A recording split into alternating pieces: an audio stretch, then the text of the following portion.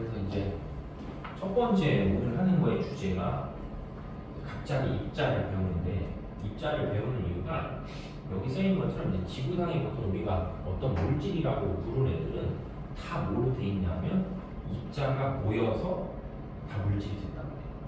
근데 이제 이 화학이라는 과목에서 우리가 부르는 입자라는 게 의외로 종류가 되게 많거든. 근데 그거를 중학교 때 뭘 안 해놨냐면 정리를 안 했기 때문에 그거를 이제 오늘 한번 뭐 하냐면 먼저 정리를 하는 거야. 그래서 일단 이제 머릿속으로 볼 때 우리가 보통 입자라고 하는 거를 범위가 큰 거부터 생각하면 일단 뭐가 있냐면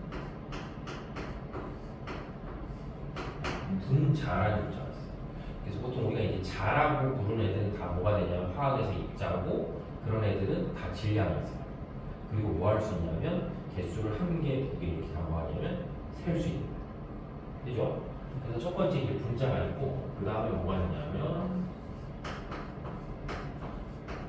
두 번째는 원자가 있고, 그 다음에 세 번째는 이온이 있어요. 이렇게 크게 봤을 때. 그런데 요거 중에 우리가 먼저 다뤄야 될 거는 요거거든. 원자. 원자가 그 쪼개져요, 쪼개져. 그치? 원자는 쪼개져. 그래서 지금 여기 보면 원자의 모형이다. 그래서 이제 모형을 쓰는 이유는 원자는 이제 눈에 뭐하지 않기 때문에, 보이지 않기 때문에 이제 저는 그냥 모형으로 나타내는 거죠. 그래서 원자를 일단 쪼개면 원자가 뭘로 쪼개지냐면 원자가 원자 핵하고 전자로 딱 쪼개져요. 근데 이제 뭐 이거는 통합과학 어차피 우리가 이제 실제 주가 돼야 될 건 통합과학이니까 시험을 보는 거니까. 그럼 이랬을 때 원자 핵과 전자가 쪼개질 때 이 전자는 전기적으로 마이너스 낀 입자잖아, 그렇지? 그럼 이 전기적으로 마이너스 낀 입자인데 이 전자는 더 이상 현재의 과학 기술로는 이 전자보다 더 작은 입자로 쪼갤 수가 없어.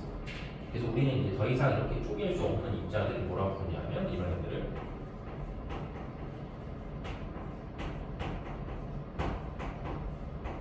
기본 입자들.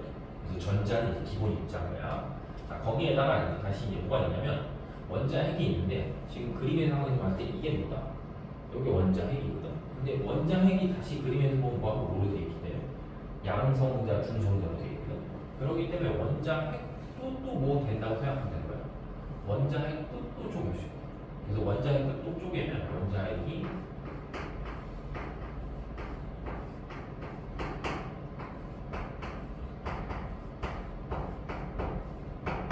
양성자하고 중성자로 쪼개져요. 그럼 양성자는 말 그대로 전기적으로 뭘 띄는 거다? 전기적으로 양이 플러스 끼 입자고, 중성자는 전기적으로 중성이 입자고, 전자는 전기적으로 마이너스 끼 입자야. 근데 지금 이제 이 그림이 어떤 원자를 지금 우리한테 보여주는 건데, 혹시 중학교 때 배울 때 원자 번호라고 들어본 적 있니? 원자 번호. 이런 거 외우고 있잖아. 수헬, 리벨. 그치? 그게 원자 번호야. 그 의미가 원자 번호거든. 그래서 그 원자 번호는 보통 뭘 갖고 정하냐면 저 원자 핵 속에 들어가 있는 양성자를 갖고 정하고, 그렇기 때문에 지금 원자 핵을 봤더니 이 모형에는 양성자가 몇 개 있습니까? 3개 있으니까 수, 헬, 리야. 그러니까 실제로 봤을 때 쟤는 리튬이라고 하는 겁니다. 원자 핵이야. 근데 이 그림상에서 우리가 하나 봐야 될 게, 이 원자 안에 지금 전기적으로 플러스는 양성자가 몇 개 있다? 3개가 있고, 그 주변에 돌고 있는 전자가 몇 개 있어? 3개가 있어. 그래서 기본적으로 봤을 때 우리가 원자라고 부르는 애들은 반드시 전기적으로 보면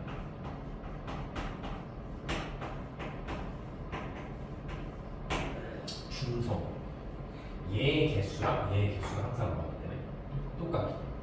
근데 얘를 기준으로 할 때 얘가 있고, 그래서 얘 원자라는 거에 뭐냐면 반대말이 이온이에요. 그럼 결국 이온이라는 거는 반대말이기 때문에 전기적으로 뭐가 안 되는 거예요. 중성이 아닌 거예요. 그래서 이온이라는 건 전기적으로 중성이 아니기 때문에 보통 우리가 이온을 2개로 배웠는데, 하나는 뭐냐면 하나는 양이온이고 또 하나는 뭐가 되냐면 또 하나는 음이온이. 그럼 말 그대로 양이온이라는 건 전기적으로 플러스 되는 거고 음이온이라는 건 전기적으로 마이너스 되는 건데 누구 때문에 양이온, 음이온이 되는지 혹시 기억나? 전자 때문에. 알지? 전자 때문에. 그러니까 이게 무슨 의미냐면 원래는 원자라는 건 전기적으로 중성이기 때문에 이 두 개의 개수가 뭐하는데? 똑같은데 양이온이 되기 위해선 전자가 밖으로 나가면 돼. 그래서 보통 우리는 양이온은 전자를 뭐한다? 전자를 잃어버리면 양이온이 된다. 이렇게. 그래서 대표적으로 뭐 중학교 때 배웠을 때 혹시 NA라는 게 기억나니? 네. NA 누구야? NA 누구야? 기호는 나트륨. 그렇지? 나트륨인데 보통 나트륨을 우리가 표현할 때 어떻게 쓰냐면 나트륨을 이렇게 표현하거든요. 1 플러스. 그럼 결국 나트륨이 1 플러스라는 거의 뜻 자체가 뭐냐면 전자를 하나 잃어버린다. 근데 이 중학교 때는 여기서 설명 안 하는 게 왜 나트륨이 1 플러스가 되고 예를 들면 마그네슘이 왜 2 플러스 되고 이런 거 설명을 안 해. 근데 이제 오늘 우리가 주기율표 같은 걸 완전히 배우면 나트륨은 왜 1 플러스고 마그네슘 왜 2 플러스인지에 대한 이유를 정확하게 말하는 거죠. 그럼 반대로 봤을 때 이제 음이온이다라고 우리가 보면 음이온은 전자를 뭐하는 거야?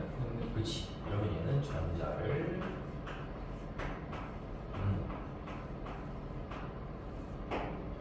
그래서 너가 항상 방학 기간 끝날 때까지 혼자 수업하는 거여서 네 수업하는 것만 촬영하는 거야. 그래서 왜냐면 보통 선생님 항상 수업하는 촬영이나 안 해야지 뭐 새로 들어오거나 아니면 보충을 하거나 뭔가 개념을 듣고 싶으면 내가 보내줘. 그리고 혼자 떠들 수는 없어. 그래서 이제 음이온이라는 건 거꾸로 전자를 뭐한다? 전자를 얻는 건데 보통 우리가 이제 전자를 얻는다라고 표현하면 원래 이제 여기 있는 전자가 이렇게 세 개 있는데 외부에서 예를 들면 전자를 이렇게 뭐하는 거야? 들어오는 거야. 그래서 결국 음이온은 전자 얻으니까 대표적으로 봤을 때 뭐 예를 들면 CL이라고 하는 염소가 있었을 때 염소가 이제 전자 하나를 얻어서 CL 마이너스 이렇게 표현할 수 있는 거죠. 그래서 원자의 반대말은 뭐가 된다? 이온. 그리고 이제 이런 것들을 다 순서적으로 배우면 뒤에 가서 이제 다시 물질 한번 딱 정리할 때 다 써먹을 수 있어요. 자, 그 다음에 다시 이제 여기 있는 양성자가 뭐가 있냐면 이제 중성자가 있는데 이건 이제 통합과학 할 때 어차피 나오는 거기 때문에 해야 되는 게 양성자, 중성자도 뭐 할 수 있냐면 또 쪼개요. 그래서 지금 이제 요 그림을 보면은 너는 그냥 여기만 계속 보고 이상해. 요 그림을 보면 지금 선생님이 그려놓은 게 뭐냐면 중성자 모형이다라고 해서 이렇게 그려놨는데 그러니까 예를 들면 이렇게 중성자가 있고 여기 양성자가 이렇게 있었다고 치면 예를 들면 그거를 다시 또 뭐 하는 게 있는 거야? 구성하고 있는 입자가 또 있는 거야. 그래서 요 그림상에서 보면 중성자는 업하고 뭐 D라고 써있는데 하나는 업 쿼크고 또 하나는 뭐냐면 다운 쿼크라고 해서 이제 쿼크라는 입자야.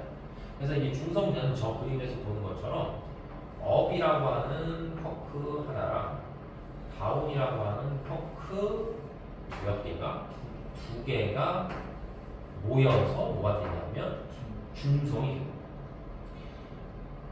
그 다음에 이제 거꾸로 봤을 때 양성자라는 거는 얘는 업 두 개와 다운 하나가 모여서 양성자. 그럼 이제 원래는 여기 지금 이 값이 써 있는데 이걸 만약에 이제 방정식을 세워서 업 쿼크하고 다운 쿼크를 좀 확인하면 얘는 업 쿼크 두 개랑 다운 쿼크 하나가 합쳐서 양성자가 전기적으로 플러스 1이 됩니다. 그러니까 전자는 보통 우리가 전기적으로 마이너스 1을 띠는 입자라고 하면 양성자는 전기적으로 플러스 1을 띠는 입자. 그리고 여기는 뭐가 되냐면 업 쿼크 하나랑 다운 쿼크 두 개가 모여서 중성이니까 전기적으로 몇이 되는 거야? 0이 되기 때문에 이제 두 식의 문자가 두 개 있기 때문에 이걸 연립하면 업 쿼크의 전하량이 저기 써있는 것처럼 얼마 나오는 거야? 플러스 3분의 1이 나오는 거고 다운 쿼크의 전하량이 마이너스 3분의 1이 나오는 거예요. 이게 되죠. 그래서 결국은 양성자하고 중성자도 다시 뭐 할 수 있냐면 또 쪼개줄 수 있다. 근데 여기서 얘기하는 이제 이 업 쿼크하고 다운 쿼크에서 이제 결국 쿼크라는 놈이 나오는데 이 쿼크라고 하는 놈은 아직 아직까지 현재 과학기술은 더 이상 뭐냐면 쪼갤 수 없는 입자를 우리는 보기 때문에 이것도 역시 뭐라고 취급하냐면 이것도 이제 기본 입자다 이렇게 말합니다. 그러면 이제 중학교 3학년 과학책에서 마지막 8단원이 책 혹시 끝나는 게 뭔지 기억나니? 지금 성단, 성우 나오면서 네. 마지막 끝이 빅뱅이에요. 마지막 끝이. 그지? 그래서 우주는 원래 하나의 뭐에서 출발해서 하나의 점에서 출발해서 커다란 폭발이 일어나서 우주가 탄생을 했다라고 끝내잖아 책이. 그럼 그거를 다시 통합과학 시작할 때가 빅뱅. 그래서 책이 이렇게 탁 연결이 돼요. 그래서 이제 그 중학교 때 했던 걸 좀 생각해 보면 이제 빅뱅이라는 건 어떤 한 점에서 우주가 뭐야? 시작을 한 거예요. 빅뱅이라는 걸 커다란 거다. 커다란 폭발부터 시작해서 우주가 이렇게 쭉 뭐한다? 팽창하는 거죠. 우주가 쭉 팽창해서 지금 현재 이르렀다. 이렇게 되거든. 그러면은 처음에 우주가 시작할 때는 폭발을 한 거잖아. 폭발. 폭발했기 때문에 처음에는 뭐가 없었냐면 물질은 없었고 에너지만 있었거든. 근데 이제 그 에너지에서 뭐가 생긴 거야? 물질이 생기기 시작한 거야. 그래서 그건 이제 뭐 나중에 우리가 물리원을 할 때도 특수상대성이나 이런 거 하면 한 번씩 배우긴 할 텐데, 그러면 어쨌든 이제 처음에는 물질이 없다가 물질이 생기는데 지금 선생님이 설명한 걸 이제 가만히 들어보면 그러면 물질이라는 게 만들어지려고 하면 물질은 모두 다 뭘로 돼 있기 때문에 입자로 돼 있는 거잖아. 그러면 지금 선생님이 설명한 것 중에 저런 빅뱅이 일어나고 나서 제일 처음에 만들어진 입자가 뭐가 되는 거야? 기본 입자야. 그래서 제일 처음에 뭐가 만들어지냐면 쿼크와 전자다라고 하는 기본 입자가 생긴 거야. 돼요. 그러고 나서 저 쿼크하고 전자 중에 쿼크가 뭐해서? 쿼크가 뭉쳐서 뭐가 됐다?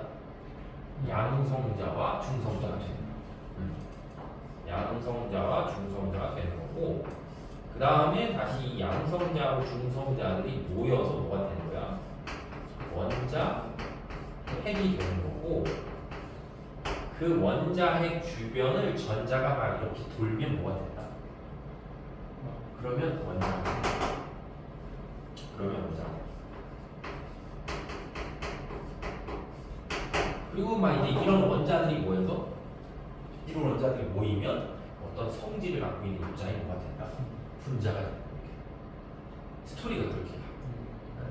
무슨 말인지. 그래서 이제 통합과학 처음에 배우면 이제 그런 내용이 있는 거고, 그리고 이제 여기 지금 설명한 게 뭐 빅뱅이나 별의 탄생과 소멸 과정에서 만들어진다 뭐 이런 것들이 써 있는 이유가 이제 원래 통합과학 시작할 때 화학이 가장 큰 축이니까, 그래서 이제 물질을 이렇게 한 번씩 뭐 하는 거야? 기본 입자들 정리를 해보는 거죠. 되겠어? 자, 그래서 이제 이렇게 되기 때문에 다시 한번 해보면 물질은 원자 혹은 뭐다? 이온 이런 놈들이 이제 입자로 존재할 수 있는 거고, 요 뒤에 있는 것들은 순서상으로 봤을 때 이렇다라고 보면 되고, 그 다음에는 이제 뭐가 있냐면 분자라는 게 있는데, 분자는 이따가 좀 완전으로 정확하게 다루겠지만 기본적으로 분자는 원자하고의 차이점이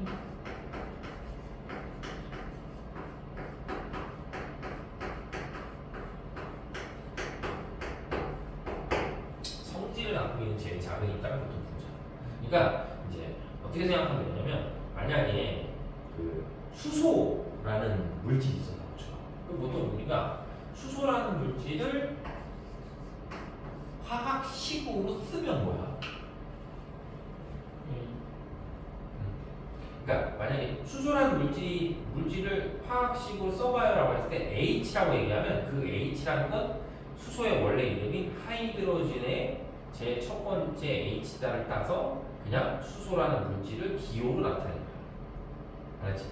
그리고 우리가 수소라는 물질을 화학식으로 써보세요라고 하면 수소라는 물질이 어떤 성질을 갖고 있잖아. 그래서 수소의 성질이 혹시 뭔지 아니? 불이 붙어. 가연성이라는 성질이 있어. 그래서 예를 들면 여기 수소 위치를 갖다 놓고 라이터 불로 탁 키면 펑 하고 터지는 성질이다. 그럼 수소가 그런 성질이 나타나는 거는 수소가 H 뭐냐면 H2가 될 때 그 성질이 생겨요. 그러니까 그냥 수소라는 원자가 있으면 수소라는 원자는 가연성이라는 성질이 뭐야? 없는 거예요. 근데 그 수소라는 원자가 결합해서 수소 뭐가 되면 분자가 될 때 비로소 그런 뻥 하고 터지는 성질이 생겨요. 예를 들면 이제 비유를 해보면 자동차가 있었다고 쳐. 그럼 자동차는 성질이 뭐야? 달리는 거죠. 그럼 자동차가 달리려고 하면 자동차 바퀴도 몇 개, 엔진도 한 개, 뭐 핸들도 몇 개. 이렇게 해서 얘네들이 다 모여야지만 달린다는 뭐가 생기는 거야? 성질이 생기는 거야. 그래서 그런 거랑 똑같이 보통 우리가 분자라고 부르는 놈은 어떤 원자 자체는 특별한 성질을 갖지 않기 때문에 그런 원자들이 모여서 결합을 해서 분자라는 놈이 되면 비로소 어떤 성질을 갖게 돼요. 그래서 성질을 갖고 있는 가장 작은 입자가 뭐가 되냐면 분자가 됩니다. 그래서 지구상에 존재하는 물질은 분자로 존재하는 물질도 있고 원자로 존재하는 물질도 있고 이온으로 존재하는 물질도 있고. 네. 그래서 이제 이 첫 페이지의 주된 내용은 다시 정리해보면 첫 페이지 주된 내용은 이제 뭐다? 입자인데 지구상에 존재하는 모든 물질은 뭐로 되어 있으니까? 입자로 되어 있으니까 지구상에 존재하는 물질이 좀 이따 살펴보겠지만 이온으로 되어 있는 거, 그냥 원자로 되어 있는 거, 그다음에 뭐가? 분자로 되어 있는 거. 이렇게 있다라고 정리하시면 되죠. 오케이? 네. 질문. 무슨?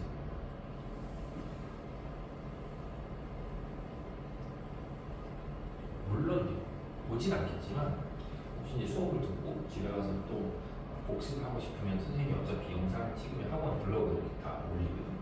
물론 보진 않겠지만 혹시 뭐 심심하면 보고 봐주세요. 네.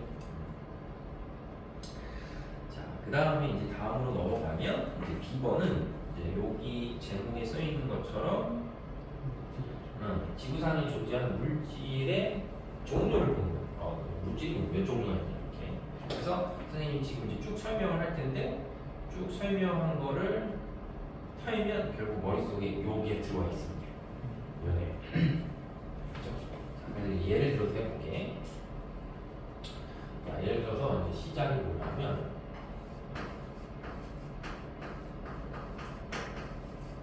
이런 게 있었다고 쳐볼게. 소금물.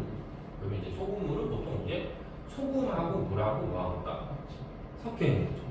이제 표현을 정확하게 해야 되는 게 선생님이 지금 얘기하는 것처럼 소금물이라고 해서 소금하고 물이 섞여 있다는 의미랑 합쳐진다는 의미는 약간 다른 거예요.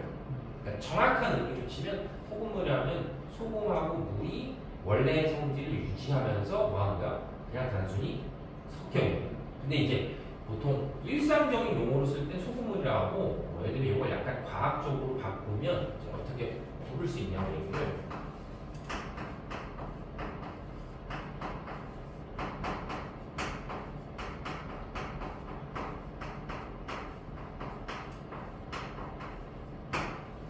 이렇게 바꿀 수 있어요. 염화나트륨 수용액. 그럼 뜻은 수용액이기 때문에 염화나트륨이라고 하는 고체인 물질을 수니까 뭐야? 물에 집어넣어서 만든 용액이라는 거지. 그래서 우리가 이제 물질로 봤을 때 이런 애들을 뭐라고 부르냐면 이런 애들을 혼합물 이렇게 불러요. 그래서 이제 여기 지금 이제 물질로 봤을 때 뭐 중학교 때는 불균일, 균일도 배웠는데 뭐 그냥 고등학교 때는 어차피 불균일, 균일 같은 개념을 쓰지 않기 때문에 그냥 머릿속으로 봤을 때 물질은 첫 번째 뭐가 있다? 자, 혼합물이라는 물질이 있다 이렇게. 그럼 이렇게 혼합물이라는 물질이 있으면 우리는 이 혼합물이라는 물질을 뭐 할 수 있냐면 분리를 할 수 있어요. 분해가 그렇지? 분해가 아니고 분리를 할 수 있는. 그래서 이건 중학교 2학년 때 배워서 예를 들면 소금하고 물을 분리하는 제일 쉬운 방법은 뭐야? 끓이는 거예요. 그럼 이제 물은 수증기가 날아가고 소금만 이렇게 혹은 염화나트륨만 남겠죠. 그렇지? 그리고 거꾸로 봤을 때 그러면 얘를 분리하는 거니까 그럼 예를 들면 염화나트륨하고 물을 서로 섞는 과정은 과학에서 뭐라고 하면 그건 뭐 되는 거다? 그거는 용해된다 이렇게 부릅니다. 그래서 용해되던가 분리되던가 이렇게 그래서 만약에 염화나트륨 수용액을 뭐하면 분리하면 뭐가 나오냐면 염화나트륨이다라고 하는 고체 물질하고 그 다음에 뭐가 나오겠어? 수중이. 근데 뭐 어차피 수중이 식히면 뭐가 되니까? 물이 되니까 물이 나오겠죠. 그럼 염화나트륨도 물질이고 물도 뭐가 되는 거야? 물질이에요. 근데 조금 전에 선생님이 설명할 때 모든 물질은 다 뭘로 돼 있다?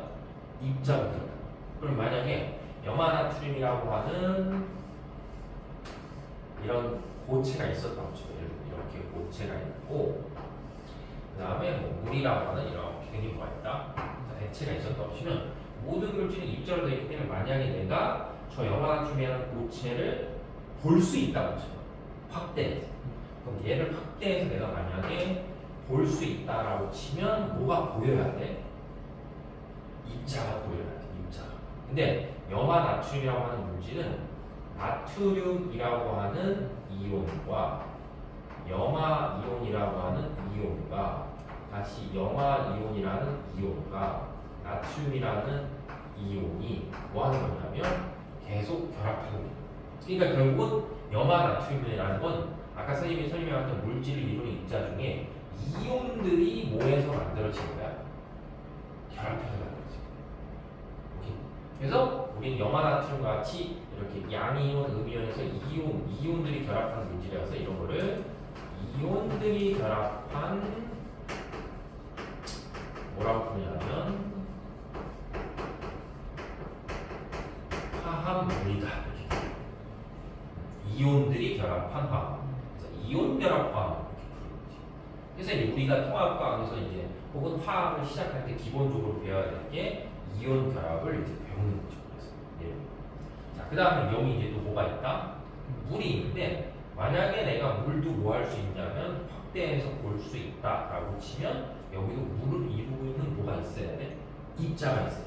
그래서 물을 이루는 입자를 내가 만약에 볼 수 있다고 치면 물을 이루는 입자는 산소 원자랑 수소 원자 두 개, 산소 원자, 수소 원자 두 개, 산소 원자, 수소 원자 두 개가 결합해서 뭐가 되고 분자가 되고 그리고 그 물이라고 하는 분자들이 중학교 1학년 때 배운 것처럼 분자간 일령에서 보다 뭉쳐 있으면 그게 물이라는 거죠. 그러니까 얘는 뭘로 돼 있다? 분자로 되어 있는 물질이 구분이 돼. 그래서 뒤에서 배우겠지만 우리는 이런 물과 같이 산소나 수소가 결합해서 만들어진 물질들을 뭐라고 부르냐면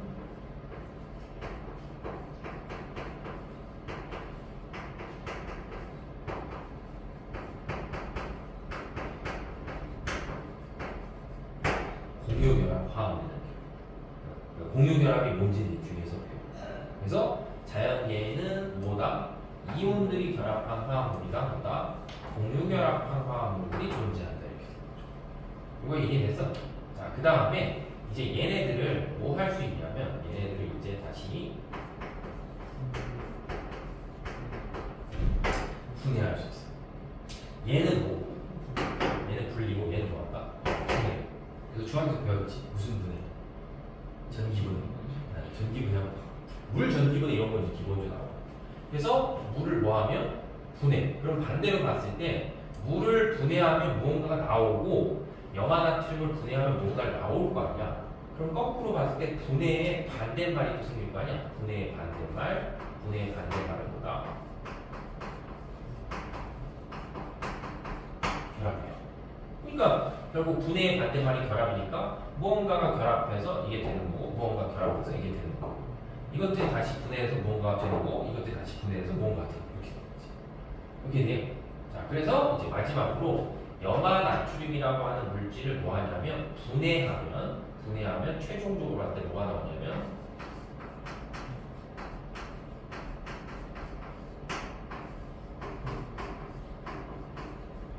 이렇게 나오고 그 다음에 물을 뭐 하면 분해하면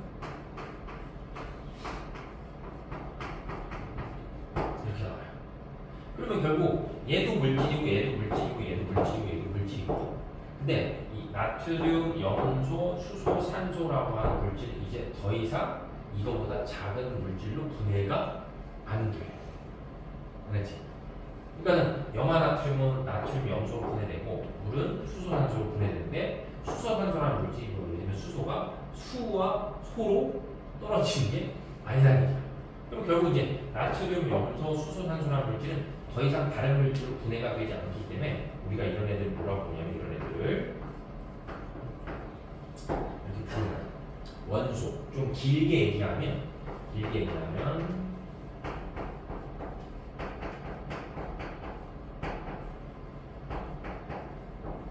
호전소. 근데 모든 물질은 결국 뭘로 돼 있어? 원자로 돼 있잖아. 그죠? 모든 물질은 입자로 돼 있잖아.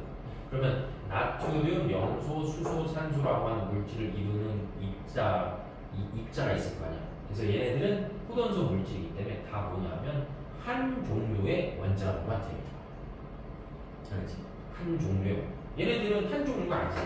그지? 얘네들은 다 한 종류의 원자로만 되어 있어서 우리는 한 종류의 원자로만 되어 있는 물질들을 뭐라고 부르냐면 원소다. 그러니까 결국은 물질이 있다. 자, 물질이 있다. 그럼 그 물질이 혼합물이면 혼합물질이 뭐하면 분리하면 뭐한다? 염화나트륨과 물과 같은 물질이 화합물이 생성이 되고 그렇게 생긴 화합물을 다시 뭐하면 분해하면 더 이상 분해되지 않는 물질인 나트륨, 염소, 수소, 산소와 같은 물질들이 최종적으로 생성이 된다. 그래서 이건 더 이상 분해되지 않는 물질이기 때문에 이런 애들을 원소라고 부르고 이런 지구상에 존재하는 이 원소들을 정리한 표가 뭐가 되는 거야? 그게 주율표야. 그리고 이 수없이 많은 이제 뭐 이런 원소들이 있을 거 아니야. 이런 원소들이 어디서 왔을까요를 배우는 게 통합과학이야.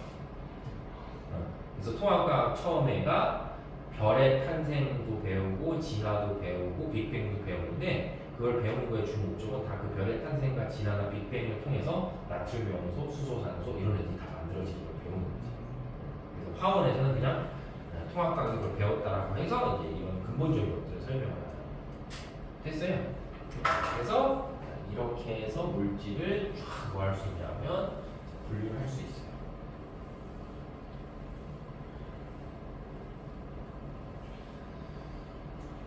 자, 그래서 이렇게 해서 분류한 것들을 정리하는 게 이제 그 다음에 나오는 3페이지에 있는 제목이 뭐냐면 원소와 주기율표 이거야. 좀 전에 선생님이 원소를 설명을 했는데 다시 한번 원소에 대한 얘기를 하면 첫 번째 이제 기억을 보면 더 이상 다른 물질로 분해되지 않는 걸 우리 뭐라고 부른다? 원소다라고 부르고 고등학교 올라오면 저 표현을 다르게 하면 저기 쓰는 것처럼 양성자 수가 같은 원자로만 되어 있는 물질 다른 말로 바꾸면 한 종류의 원자로만 되어 있는 물질을 뭐라고 부르는 거야? 원소라고 부르는 거야. 알았지? 한 종류의 원자로만 되어 있는 거야. 그래서 현재까지 알려진 원소가 얼마큼 되냐면 한 110종이 되는데 우리가 저 110종을 다 뭐 할 수는 없다. 외울 수는 없어요. 그래서 이제 보통 고등학교 과정에서는 이 110종의 원소 중에 반드시 기억해야 될 건 몇 개냐면 20개고 고3 때까지도 똑같아요. 20개 되고 여기다 이제 추가적으로 한 3개, 4개만 따로 더 뭐하냐면 기억을 하는 거예요. 근데 이제 오늘 우리가 수업하는 과정에서는 요 3, 4개는 필요 없고 몇 개만 정확하게 기억한다? 20개. 그러니까 20개라는 거의 의미가 뭐냐면 아까 선생님이 설명했던 원자 번호 기준일 때 1번부터 시작해서 20번까지. 그렇지? 1번부터 시작해서 20번까지만 뭐 하냐면 외우는 거야. 아시겠죠? 그래서 이제 110종을 다 할 필요는 없다. 이렇게 이제 보면 되겠지. 됐고, 그럼 이제 그렇게 생긴 거를 정리하면 뭐가 나오냐면 주기율표라는 게 나오는데 그 원래는 이제 화원할 때도 이제 한번 배우긴 하겠지만 주기율표가 막 역사가 있어. 그래서 역사가 있으면 뭐 누구 등장하고 누구 등장하고 막 이렇게 하는데 수지고는 만약에 얘네 수지고를 만약에 갖는 거 치면 수지고는 그 역사를 시험 문제 내는 편이에요. 주기율표와 관련된 역사를. 그래서 지금 이제 우리가 배우려고 하는 주기율표라는 거는 정확하게 치면 프랑스의 모즐이라는 사람이 완성한 주기율표에서 프랑스에 존재하는 이제 모즐이라는 사람이 원소들, 지구상에 존재하는 원소들을 원자 번호 혹은 양성자 수에, 알았지? 아까 선생님 설명했던 그 원자 핵 중심에 들어가 있는 양성자의 그 개수로 원자들을 뭐 하는 거야? 번호를 쫙 매긴 거야. 그래서 번호를 쭉 매기다가 화학적으로 봤을 때 성질이 비슷한 원소를 어디에 배치한 거냐면 세로주에 배치한 표가 주기율표가 돼요. 알겠죠? 그러니까 학교로 치면 학교에 있는 그 시간표 있잖아. 월화수목금토일 1, 2, 3, 4를 시는 그거랑 거의 느낌이 같은 그런 표예요. 그래서 이제 머릿속에 지금 집어넣어야 되는 건 현재 지금 우리가 사용하고 있는 주기율표는 모즐이라는 사람이 만든 주기율표인데 원소들을 무슨 순서냐 하면 원자번, 다른 말로 하면 양성자 순서로 이렇게 쭉 나열을 하다가 화학적으로 봤을 때 어떤 성질이 비슷한 놈이 나와. 근데 지금 선생님이 뭐 여기도 써놓긴 했는데 화학적으로 뭐 성질이 비슷하다 이런 것도 뒤에 계속 나와요. 그래서 화학적인 성질이 비슷한 놈을 어디에 놓냐면 같은 세로주에 배치한 표가 주기율표가 되는 거예요. 그래서 요 그림이 이제 있죠. 요 그림에서 보는 것처럼 이제 요게 이제 주기율표라는 표현이라서 지금 그림을 딱 봤을 때 주기율표는 딱 두 가지로 구성이 되어 있어요. 저기 써 있는 말로 보면 뭐하고 뭐로 되어 있다. 여기 써 있잖아요. 족하고 주기. 학교로 치면 월화수목금토일 1, 2, 3, 4 이거랑 똑같은 느낌이거든. 그래서 주기율표는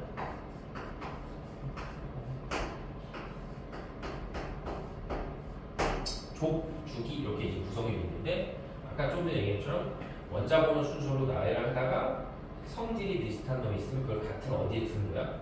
세로주에 이렇게 두는 거야. 근데 이제 화학은 계속 공부해보면 알겠지만 화학은 예외가 좀 많은 학문이에요.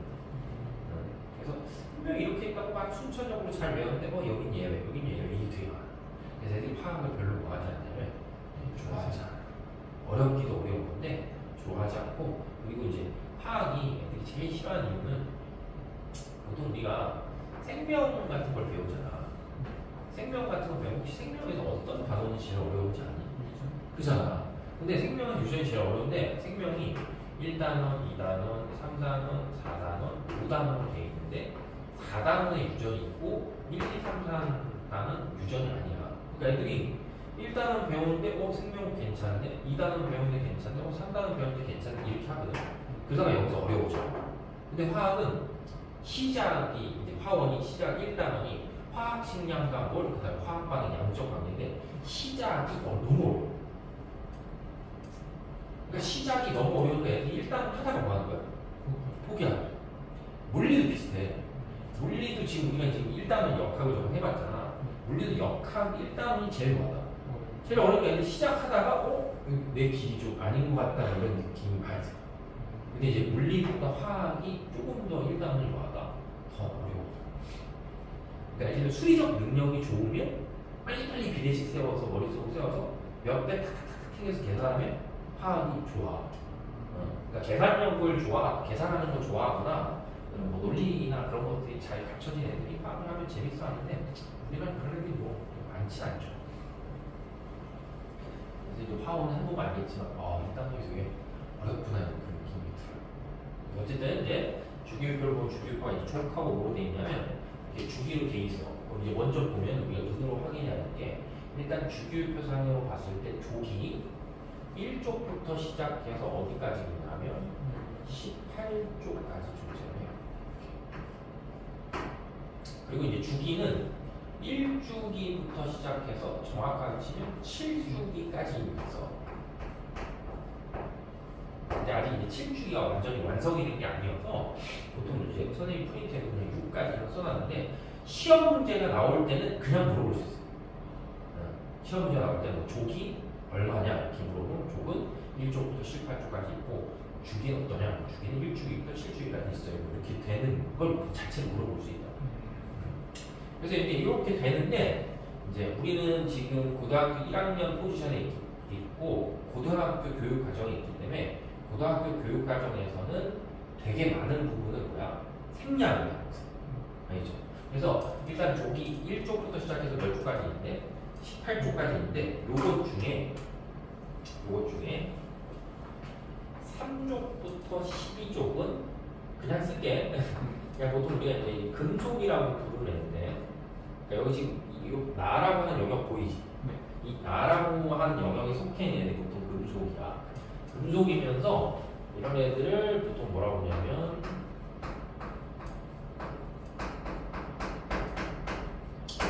전이원소라고 해서 고등학교 뭐 화1을 하던가 화2를 하던가 고등학교 책 자체에 뭐 한다? 없어요. 그래서 우리는 그냥 족은 1족부터 18족까지 있지만 3족부터 12족은 그냥 뭐 하는 거야? 날리는 거야. 그래서 3족부터 12족은 날리는 건데 우리는 실제로 배우는 건 1족, 2족 다음에 바로 어디로 넘어갔어? 13족으로 넘어가. 그러니까 실제로는 이만큼이 있지만 우리가 고등학교 교육 과정을 배우는 상태에서는 족 중에 몇 개만 다루냐면 8개만 다루고, 그리고 이제 주기도 1주기부터 몇 주기까지 있지만 7주기까지 있지만 고등학교 과정에서 다루는 거는 어디까지만 다루냐면 4주기까지만 다뤄요. 그러니까 어디까지만 딱 다루냐면 4주기에 딱 여기서 끝나. 그래서 이제 우리가 실제로 배우는 원소들을 선생님이 이제 저 칠판에다 뭐야 써면 너도 이제 똑같이 써보고 빈칸을 채우는 거야. 그래서 이제 자, 여기서부터 시작해서 제일 첫 번째가 1주기 1쪽에 있는 이 가라고 써있는 여기에 누가 있냐면 여기에 수소가 있어. 그리고 여기 1주기 18쪽이라고 하는 놈에 누가 있냐면 HE 하니까 뭐야? 헬륨. 그 다음에 이제 여기서부터 시작해서 리튬, 그 다음에 베릴륨, 그 다음에 금소, 탄소, 질소, 산소, 플로린, 그 다음에 네온. 그러니까 이제는 뭘 외워야 돼? 원소 기호랑 주기율표를 이제 외우셔야 돼. 이제는 외울 때가 됐지. 중학교 때는 써먹을 일 없지. 그 다음에 나트륨, 마그네슘, 알루미늄, 구소, 인, 황, 염소, 아르곤, 그 다음에 칼륨, 칼슘. 이렇게 딱 몇 번까지 있냐면 저게 딱 20번까지. 그렇지. 지금 선생님이 쓴 게 보통 원자번은 여기다 써서 여기서부터 시작해서 1번부터 해서 쭉 나열해서 몇 번이냐면 20번까지. 그럼 지금 여기 지금 주기율표 나올 때 베릴륨, 마그네슘, 칼슘이 같은 어디에 있어? 같은 쪽에 있고 리튬, 나트륨, 칼륨이 같은 어디에 있어? 같은 세로줄에 있으니까 쟤네들이 이제 화학적으로 할 때 어떤 비슷한 성질을 가져요. 오케이 돼요? 이해되니? 네. 자, 그래서 이렇게 되는데 요거를 이제 다시 또 뭘 해야 되냐면 요거를 분류를 해야 돼. 지금 선생님이 쓴 20개 원소를 분류해야 되는데 얘는 이제 어떤 식으로 분류하냐면 얘는 이렇게 분류해요.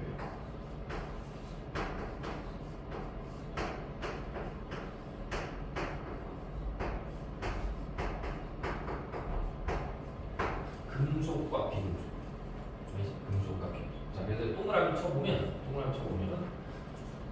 리튬, 베릴륨, 나트륨, 마그네슘, 칼륨, 칼슘, 자, 그 다음에 여기 있는 알루미늄. 자, 총 몇 개? 7개가 금속이에요. 우리가 외우는. 그러니까 영역상으로 봤을 땐 나 영역에 있는 애가 뭔가? 나 영역에 속한 애들을 보통 우리는 금속이다. 이렇게 부르는 거야.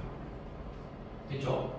이제 그러고 나서 비금속은 이렇게 수소, 그 다음에 탄소, 질소, 산소, 플로린, 인, 황, 염소, 헬륨, 네온, 아르곤. 이런 애들 뭐라고 하냐면 비금속. 그러니까 영역으로 치면 어디하고 어디다? 가와 라와 마 영역에 속한 애들이 뭐가 되냐면 비금속이 이렇게 돼요. 그러니까 이제 실제로 보면 주기율표에는 금속이 훨씬 많거든. 이게 다 금속이야. 주기율표는 금속이 훨씬 많은데 고등학교 교육과정상에서 배운 건 금속보다는 비금속을 더 많이 배우는 거지. 그 차이가 있는 거야. 그러고 나서 이렇게 하면은 지금 금속이라고 선생님이 부른 거랑 금속이 아닌 거라고 부른 거 말고 아직 언급이 안 된 애들이 등장하거든. 그게 이제 어디냐면 여기 다 줘. 그러니까 붕소랑 뭐가 되냐면 규소라고 부르는데 얘네들은 중금속이라고 불러요. 중금속. 그러니까 이제 금속과 비금속이 약간 중간적인 성격을 갖고 있는 중금속. 중금속이 아니라 예를 들면 중금속은 수은 같은 애들 중금속. 무거운 금속이라는 뜻이고 얘는 이제 그런 금속이 아니고 금속에 준하는 성질이 있어요라고 해서 중금속이라고 만약에 익숙한 표현으로 바꾸면 반도체다. 반도체. 그런 말 들어본 적 있지? 도체, 절연체, 반도체. 도체는 전기를 뭐하고 잘 통한다. 그러니까 금속이 보통 도체야. 그 다음에 절연체는 전기를 뭐야? 잘 안 통하는. 그러니까 주로 비금속이 절연체. 그럼 반도체는 도체하고 절연체의 중간 정도다. 그래서 이제 반도체인데 중금속이 딱 그거야. 그래서 그런 거 들어본 적 있지? 미국의 실리콘밸리요. 그 IT 회사들 되게 많은 그 동네가 실리콘밸리거든. 실리콘이 규소예요. 이 SI가 화학에서 보통 우리가 이제 규소라고 부르잖아요. 규소라고 부르는데 이 SI가 원래 뜻하는 게 실리콘이. 그래서 이제 반도체의 재료. 그래서 규소랑 분소는 다 반도체의 재료로 쓰이는 거고 물리 1에서도 배우고 통합과학에서도 신소재 나오면서 이제 반도체를 배워요. 근데 우리가 오늘 한 수업할 때는 뭐랄까? 필요 없어요. 그래서 오늘 수업하는 내용은 금속과 뭐만 기억하면 돼? 금속과 비금속만 기억하면 돼. 아셨죠? 그래서 이제 이 주교육에 나오는 애들은 이런 식으로 자, 금속 몇 개? 자, 7개. 그래서 금속 7개만 모아보면 돼? 정확하게 외우시면 돼요. 알았지? 왜냐면 20개 중에 금속 7개만 정확히 외우면 그걸 뺀 나머지는 뭐다? 그냥 비금속이다. 어차피 문제를 풀어도 공소나 규소는 크게 언급이 되지 않기 때문에 그걸 빼고는 비금속이구나. 이제 이런 식의 느낌으로 생각을 하면 되겠지. 그래서 어쨌든 지구상에 존재하는 원소들을 이렇게 금속과 비금속으로 좀 구분을 해봤어요.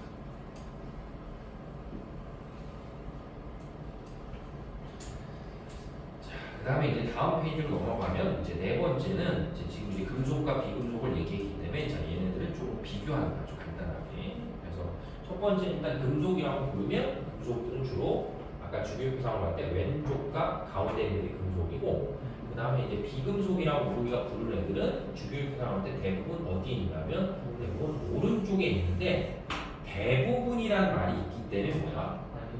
그 예외가 되는 거지. 그러니까 화학이 그지.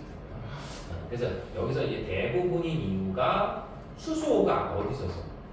왼쪽에 있었지, 그렇지? 그래서 수소가 예외적으로 왼쪽에 있는 거죠. 자, 그다음 두 번째, 자 실온에서 상태. 상태라는 건 고체액체, 기체 중에 뭘 쓰냐고 했을 때 보통 금속은 뭐가 되냐면 주로 우리가 봤을 때 고체. 근데 대부분 고체라고 했으니까 모두 있다. 예외가 있는 거죠, 그렇지? 그래서 뭐 굳이 기억할 필요는 없는데. 여기 예외가 되는 게 뭐냐면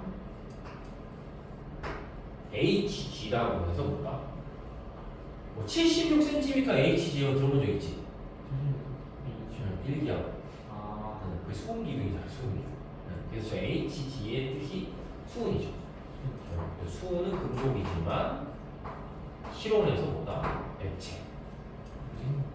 수은 기둥 배웠잖아. 이렇게 토리첼리라는 사람이 이거 세워서 1기하고 쳤잖아. 토리첼리 수은 때문에 죽었어. 수은 죽을 거예요. 위험한지 모르고 막 만지다. 자, 그 다음에 이제 비금속은 대부분 뭐다? 대부분 기체 또는 뭐라고 했으니까 고치라고 했으니까 또 대부분이니까 또 뭐가 있냐면 뭐 나중에 다시 배우겠지만 BR이라고 해서 브롬이라고 하는 놈이 있는데 브롬이 또 이제 실온에서 액체가 돼요. 근데 통합과학을 이제 실제 이제 1학기 중간고사 통합과학을 볼 텐데 통합과학을 이렇게 시험을 보면은 개념이 그렇게 어렵진 않은데 실제 시험 문제 풀면 최강 난이도가 학생들한테 높거든. 그 이유가 두 개인데 첫 번째는 저렇게 화학 파트나 이런 거 배울 때 되게 예외가 되거나 저 구석에 조그맣게 있는 이런 걸 봐요. 되게 잘해요. 그래서 학교 프린트를 이제 보통 선생님들 직보할 때는 뭐 그 전에 거의 여러 가지 문제를 많이 풀지만 대부분 직보할 때는 학교 프린트를 처음부터 끝까지 꼼꼼하게 정리를 하는 게 진짜 중요해요. 어차피 시험 문제 선생님이에요.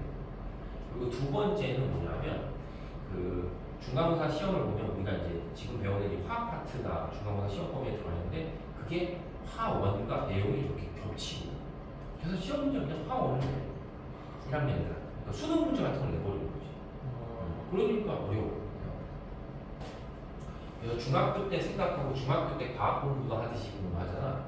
한 30점, 3, 40점밖에 안 돼.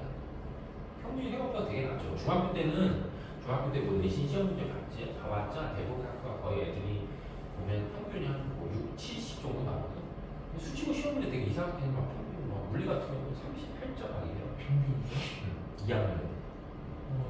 그러니까 되게 시험 문제 어렵게 내고 뭐 쉽게 내고 뭐 이런 걸 떠나서 중학교보다 반드시 수준을 높게 내기 때문에 중학교 공부하듯이 하면 무조건 필패야. 점수가 아니야. 자, 그 다음에 이제 금속이라고 하면 대부분 뭐냐면 광택, 반짝반짝 뭐야? 반짝반짝 빛나고 보통 비금속이라면 주로 광택이 없어요. 안 중요한 거야. 그 다음에 보통 이제 우리가 금속이라고 얘기하면 금속의 또 중요한 성질이 열과 전기를 모았다. 열과 전기를 잘 통해요. 그리고 이제 비금속들은 열과 전기를 뭐 하냐면 잘 안 통해요. 이제 대부분이라고 했잖아, 대부분. 그래서 비금속 중에 뭐 들어본 적이 있을 수 있는데 탄소로 되어 있는 흑연이 있거든요. 연필심. 탄소로 되어 있는 흑연이 또 전기를 되게 잘 통해요. 그래서 저런 이제 탄소로 되어 있는 흑연 저런 것들도 통합과학이나 화학원에서도 다 다루는 부분이기 때문에 나중에 다시 해볼게요. 그리고 제일 중요한 건 이게 제일 중요해요. 이게 제일 중요해서 보통 우리가 금속 원소라고 아까 몇 개 있다, 금속 7개. 그 7개 있는 금속 원소들은 뭐가 잘 되냐면 화학적으로 할 때 양이온이 잘 돼. 그러니까 왜 양이온이 잘 되는지 배우는 거죠. 그러니까 양이온이 잘 된다는 건 다른 말로 바꾸면 전자를 뭐한다? 그렇지. 전자를 잘 잃어버린다. 이런 의미가 돼요. 그리고 이제 비금속 원소는 아까 이제 설명했던 이제 18조 원소라는 게 있었는데 그 18조 원소를 빼고는 주로 이제 뭐가 잘 되냐면 주로 음이온이 잘 돼요. 이제 음이온이 잘 된다는 건 이제 전자를 얻다. 전자를 얻는다는 거죠. 그래서 나중에 이제 화원 배울 때하고 연관성이 좀 생각하면 그냥 머릿속으로 받아들일 때는 그냥 금속은 전자를 싫어하고 비금속은 전자를 그런 느낌 정도가 있어요. 아셨죠? 네. 자, 그래서 이제 지금 쭉 설명한 게 자, 지구상에 존재하는 모든 물질들은 입자로 되어 있고 그래서 입자를 좀 정리해봤고 그 다음에 두 번째 자, 물질을 정리해보고 그 다음에 그 물질 중에 뭐를 더 이상 분해되지 않는 물질이 원소를 뭐한다? 주기율표로 정리해보고 그럼 지구상에 존재하는 원소들이 뭐하고 뭐가 아니다? 금속과 비금속으로 나눠서 금속은 양이온이 잘 되는 성질, 전기가 잘 통하는 성질이 있고 비금속은 전기가 잘 통하지 않고 음이온이 되는 성질이 있다. 여기까지 설명을 하는 거지. 됐어요? 네. 이제 잠깐